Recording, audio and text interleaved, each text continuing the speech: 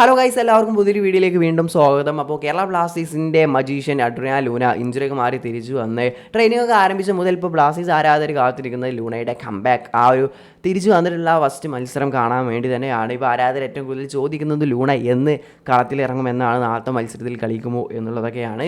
ഇപ്പോൾ നമ്മുടെ ഇവാൻ ആശാൻ അതിൻ്റെ കൃത്യമായ ഒരു മറുപടി തന്നെ, റിപ്ലൈ തന്നെ നൽകിയിട്ടുണ്ട്.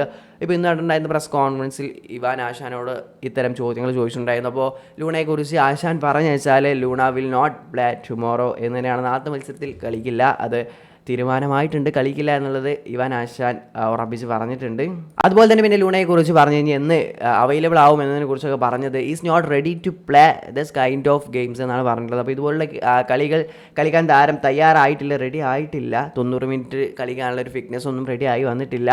ഈ started A little more than 10 days ago with the medical staffs എന്നാണ് പറഞ്ഞിട്ടുള്ളത്. അപ്പോൾ മെഡിക്കൽ സ്റ്റാഫിനോടൊപ്പം വെറും 10 ദിവസങ്ങളായിട്ടുള്ളും താരം ട്രെയിനിങ് കാര്യങ്ങൾ ആരംഭിച്ചിട്ട്. അപ്പോൾ ഫുൾ ഫിറ്റ് ആവാതെ താരത്തെ ഇറക്കാൻ തയ്യാറല്ല ടീം. നമ്മുടെ ഏറ്റവും ഇമ്പോർട്ടൻ്റ് ആയിട്ടുള്ള പ്ലെയർ ആണെന്നാണ് പറയുന്നത്. എല്ലാവർക്കും അറിയാം ഇമ്പോർട്ടൻ്റ് ആയിട്ടുള്ള പ്ലെയറാണ്. അതുകൊണ്ട് തന്നെ കെയർഫുൾ ആയിരിക്കണം താരത്തിൻ്റെ കാര്യത്തിൽ. ഒരിക്കലും റിസ്ക് എടുക്കാൻ ടീം തയ്യാറല്ല.